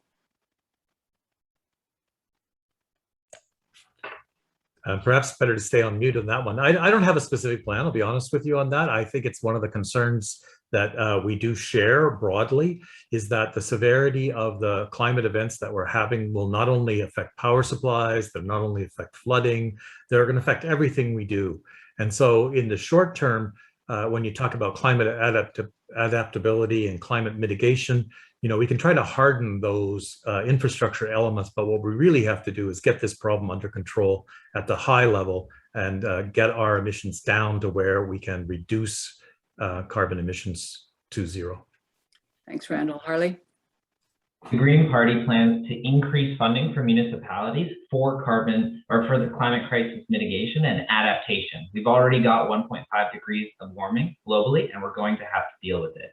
This means things like funding to restore wetlands, to protect watersheds, to protect our coastline. These are things that are really important, and these are things that are done at the local level for climate mitigation, especially the change that is already here. Thanks, Harley. Doug? Very similar in thoughts with Harley on this one. I do believe that we do need our climate adaptation plan. One is going to be developed under the current Liberal climate change plan. It is more than just utilities. It's utilities, our watersheds, flooding, how we're going to deal with wildfires, how we're going to deal with these heat domes for the seniors, cooling centers. So it's that bigger picture. Thanks, Doug. Tyson? We are in the middle of a global pandemic, of a climate crisis, an economic crisis. There is absolutely no threat to our sovereignty and no reason for the obscene military spending of $34 billion this year alone, which we would propose to cut and convert to civilian spending, including adequate funding for emergency search and rescue and environmental protection of Canada's oceans and waterways. Thank you, Tyson. The pandemic has resulted, I think, Tyson, you may have addressed this one already a bit, but others might be not. The pandemic has resulted in a global disruption to supply chains. What are the candidates' plans to address food security for the nation should even greater disruptions occur as a result of the climate crisis? And many of you may know that less than 5% of the food consumed on Vancouver Island is produced on Vancouver Island. Randall? So I've been an advocate for increasing support for market gardening and farming on Vancouver Island. We used to provide way more of our food, way more of our milk, and we can do that again. But right now, in particular, Agriculture Canada is structured to favor agribusiness and not to favor the small producers and the family-owned farms. And so we got to turn that around and make sure that that support is available so we can have local production of food, which is high quality, which doesn't have to be transported long distance. And that's the way we have to go in the future. Thank you, Randall. And Harley? Canada is one of the largest exporters of food in the world, and it's also one of the largest importers. Vancouver Island is very food insecure, and even across the nation, we have a lot of issues with producing enough food that we eat instead of exporting a lot and then importing a lot of other things. So food security is incredibly important. And like Randall has said with Agriculture and Agri-Food Canada, changing their mandates to stop focus on industrialized agriculture and large farm holders, but instead focusing on local sustainable agricultural products. Thank you, Harley. Doug?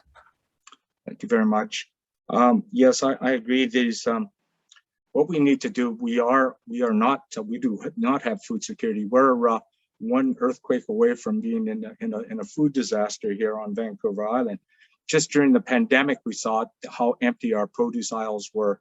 But this is something I was championing myself before I started running, was looking at food centers where you actually grow everything 365 days a year using vertical farming, using greenhouses, open field farming, having your own gasifier there, and actually having food, your own food processing.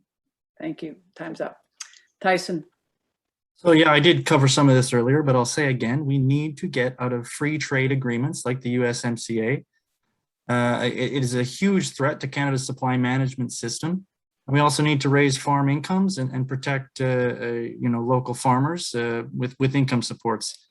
Now, something I've been fighting for since I first ran in 2015 is the restoration of the Canadian Wheat Board, elected by prairie farmers, and the reestablishment of single desk grain sales. We can also reduce freight rates, and with the transit program I emphasized earlier, and construction of rapid transit and rail across the country, we could hugely increase efficiency of distributing food grown here in Canada. I think you got a nod from Randall on the wheat board question. This is a very locally specific question. We are blessed with a wonderful forested area in our community called Hatley Park that is also a National Historic Site. How do you propose to preserve this invaluable federal property for our future generations? Randall. Well, I guess I'm not sure what the threat is to it, because it is a protected area already. And so I'm sorry, I don't understand what that threat is. Obviously, it's an important part of our community and should be preserved, but it, as far as I know, is already protected. Okay, thank you. Harley? I'm going to echo, I don't know what the threat to Hatley Park is, but I know that the federal government and the Green Party of Canada specifically wants to make sure that we have increased urban protection and urban green space. So should it be under threat, a Green Party representative will step in and provide funding for municipalities or for Royal Roads to protect the Hatley Park area. I live just down the road from it. It's beautiful. It's one of the few places you can actually see some old growth trees of what the forest should look like in our area. And I love going for jogs there, so I do want to see it protected. Thanks, Harley. Doug? As a former governor at Royal Roads University, I don't understand this question either. I don't know what the threat is. If they could explain what the threat is, maybe I could answer it, but I didn't know it was under threat. Okay, thank you, Doug. And Tyson? Yeah, I'm with these guys for once. I'm not sure about the threat, but I will say that my party favors banning industrial development in parks and halting urban sprawl and encroachment into green spaces. Great, thank you, Tyson.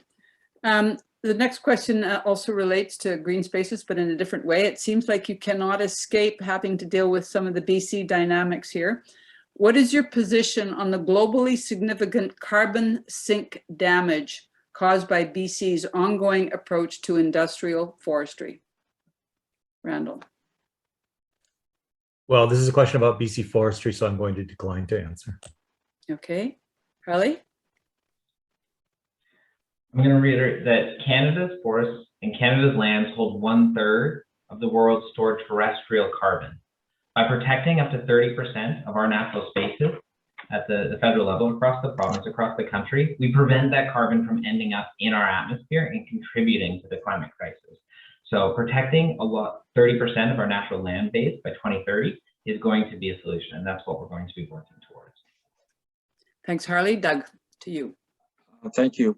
Yes, it is a Liberal platform to preserve the 30% land mass.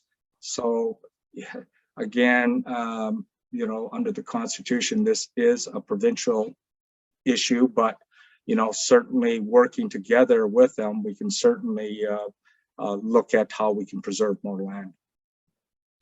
Thank you, Doug. And Tyson. So I've said a few times, my party wants to hugely invest in conservation, but also, frankly, I don't care if it's a provincial issue. We're going to ban old growth logging. Thank you. Okay, I'm going to move to another question about the sort of emergency approach to the climate crisis. Canadians are lacking a vision from our political leadership about what Canada is doing about climate change.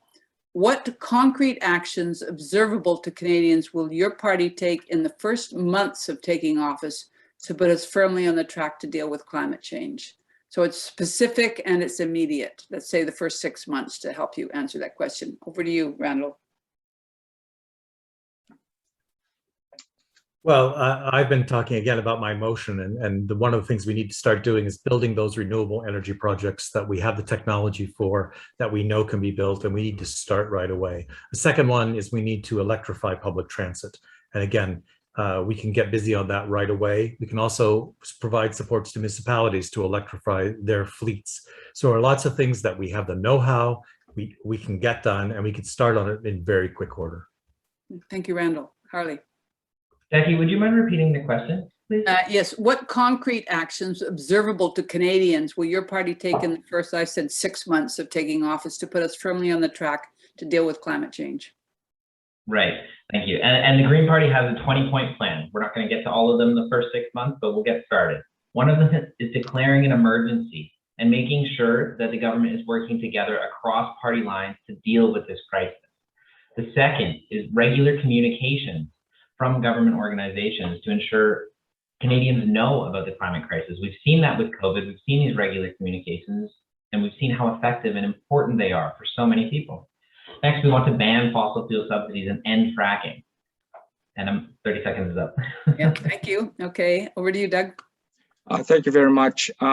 Whoever asked the question, what I ask you to do is take a look at the Liberal climate change plan, and it's a plan that has actually been endorsed by Dr. Andrew Weaver, who endorsed the plan, as well as Tom Mulcair, of the former leader of the NDP party. So please take a look at that. And it's an actionable plan, and that's what it's getting kudos for. Thank you, Doug. Tyson. Yeah, we'd also ban fracking. We'd end the subsidies for oil and gas. We've got a whole host of projects we would immediately cancel, from the Energy Saguenay LNG project in Quebec, Coastal GasLink, Trans Mountain expansion, Line 9, Line 5, all these pipeline projects which are based on expansion of tar sands extraction. Like I said, we'd also slash the military budget by 75%. There'd be a lot of corporate executives put in jail. Toot sweet. Tyson, you're going to be a busy party, that's for sure. Sorry, couldn't resist that. That was quite a list there. So I'm going to jump down to my last question here because it kind of relates to how some of you started to answer this one. The federal government and its crown corporations like Canada Post have large fleets of vehicles. What actions will you take to reduce the related greenhouse gas emissions? Randall.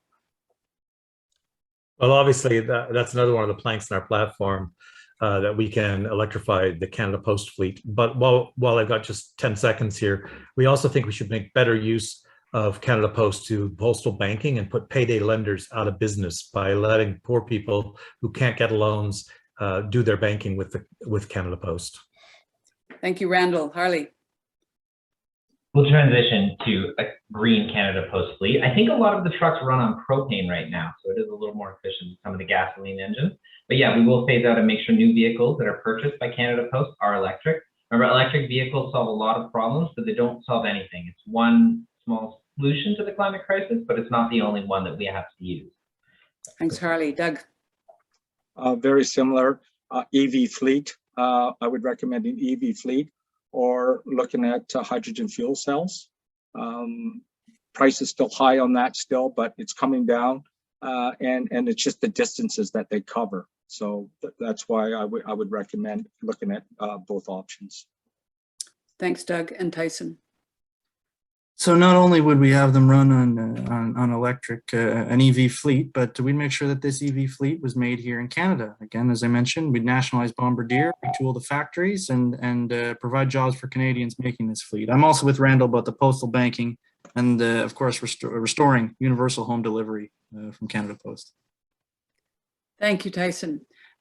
So we're now going to move to you have a minute each to pick up on any of the questions that you have been asked in this from the audience. If there's anything more you need to say, if you don't need to take that minute, that's fine. But I'm going back to you, Randall. Anything you want to pick up on?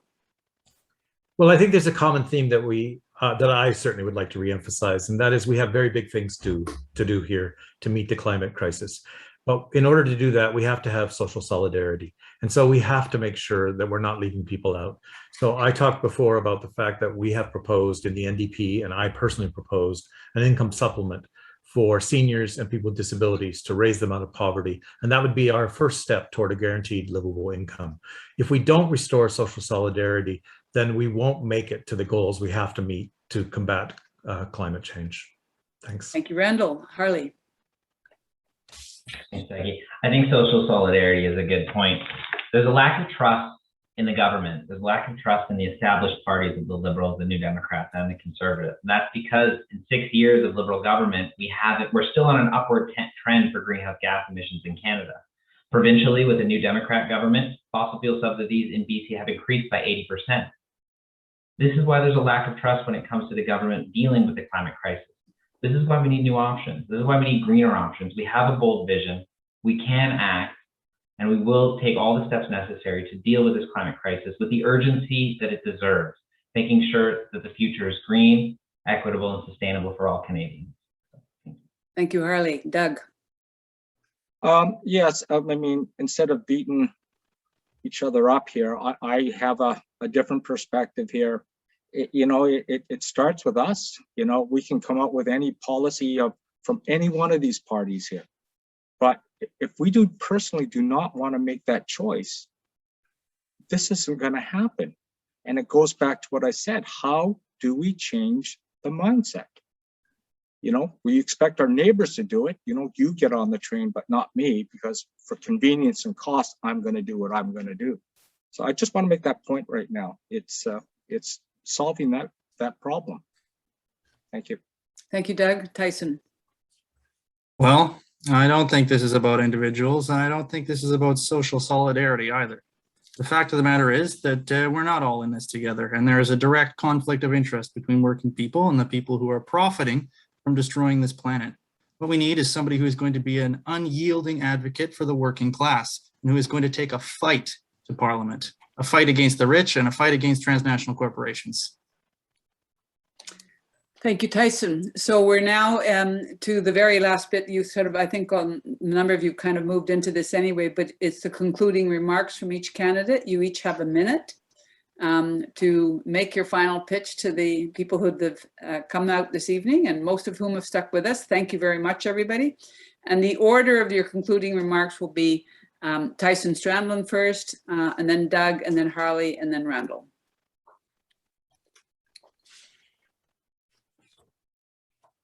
Sorry, so I'll start now? Okay. Yeah. So capitalism has brought us a global health crisis, the threat of a new Cold War, rising racism, growing fascist and white supremacist movements, skyrocketing inequality, and mass impoverishment. Today, it even threatens the ability of this planet to sustain life. Socialism is not just the best alternative, but the only alternative to the bleak and dystopian future that capitalism has to offer. Just a single communist in Parliament would send a shockwave through the ruling classes. We could work with progressive members of other parties to fight for working people, for policies like free universal post-secondary, $23 minimum wage, democratic reform, progressive taxes that make the rich pay, and a universal guaranteed livable income. But even a substantial increase to the communist vote in this election would have a far greater effect than throwing away your vote in so-called strategic voting for one of the corporate parties. So please vote for Canada's Party of Socialism, and let's get some principled fighters for working people in Parliament. Thank you. Thank you. So that was Tyson Strandland of the Communist Party of Canada. And now to Doug Kobayashi of the Liberal Party. Thank you, Jackie. We'll get my last name right. I'd like to thank you, Jackie, and the 100 Debates Machosen for hosting this forum this evening. I believe we are at a pivotal moment in time. We're faced with two global crises, climate change and the COVID, and all the variants that go with it. I believe, it's a tough thing, but I believe our government has accomplished more on the environment than any other government in Canadian history. And, is it perfect? No. But anyways, thank you very much for allowing my participation this evening. Thank you, Doug. And now to Harley Gordon from the Green Party. Thank you, Jackie. And thank you, Tyson, Doug, and Randall. And Doug, I do want to say I'm really disappointed to hear the phone calls that you received this morning. That's really, really hard to hear, and I'm sorry. It's not democratic, and it's not something that any of the candidates should be facing. With that, today, this meeting was about climate action. It was about talking about that. I did 2 different events today with The World is on Fire. I visited 2 different regions of the riding to meet with people and talk about climate action. I do that because the future fills me with anxiety and fear, because I'm scared of what tomorrow is going to look like. I'm scared of the next 50 years. So I'm running to build a future that we can all look forward to. I'm running because we need long-term vision in Parliament. We need younger voices, and we need people who are going to look to 2050, to 2100 and say, how do we really get there? And what is the world going to look like? And when it stops filling us with fear and anxiety, that's when we know we've succeeded. That's what I'm running for. I'm running to build a future that we can all look forward to. Thank you. Thank you, Harley. And then Randall, you're the last. Randall Thank you. Garrison to the New Democratic Party. We've come through a lot together since the last election. The pandemic hit us hard with loss of loved ones, financial and health hardships for many, and too often ugly racism. And this summer of extreme heat and wildfires has shown us a glimpse of what it'll be like if we don't confront the climate crisis. You Democrats fought for you in this minority parliament to try and meet these challenges. We fought for a universal CERB to replace lost income, a 75% wage subsidy to help preserve jobs, and 10 days paid sick leave so people didn't spread COVID. And we know that many still need help. Though MPs did work effectively across party lines to respond to the pandemic, we now have to do the same thing if we're to reach net zero by 2020. Tonight, I'm asking for your support to go back to Parliament to continue fighting for you. What I offer you is my record, my experience in getting things done, and a commitment to continuing to work hard for the people of Esquimalt, Saanich, Sooke, and for Canada. Let me close by saying thank you to the organizers, my fellow candidates, and to the very large number of you who seem to stuck with us online to the very end. Thank you, Randall. And thank you to all 4 of you for participating. You have been all very engaged and engaging participants in this, and have risen to the many questions that have been thrown your way. And I am heartened by the degree of, I wouldn't say consensus, but agreement that there seems to be about the importance, the fundamental importance of the climate emergency and the need to respond to that. And I see that as a big shift from the last environmental debates that I helped to moderate in the last federal election. So that's, I think, good news for all of us. So I thank you all and really appreciate your participation. I'm just letting everybody know that's still with us that the recording of this session will be available by way of 100debates.ca. You go to their website and you can acquire the recording, and you're invited to share it with your family and friends. And I finally want to thank the organizing committee, Steve Gray, who's been passing all the questions tonight and with whom I have worked very closely. We're kind of tied at the hip the last few days. Janet Gray and Glenn Shentag, who held down the very challenging at times technical side of this. Jane Devonshire, who I believe kept a record of all of your quick questions so that you will be held to those answers. And to Nicole Loland and Rick Perron, who did a brilliant job with timing. Thank you so much. And to Andrew Faulkner, who helped us with the website. Is that right, Steve? No. With the website. And thanks to all of those in and around this riding who encouraged us to do this. And again, thank you to the 100debates.ca for initiating this, and the Metchosin Hall Society for hosting the evening. I thank you all. Be safe, be well, and go ahead and keep politicking. We need that. We need the conversations. Okay.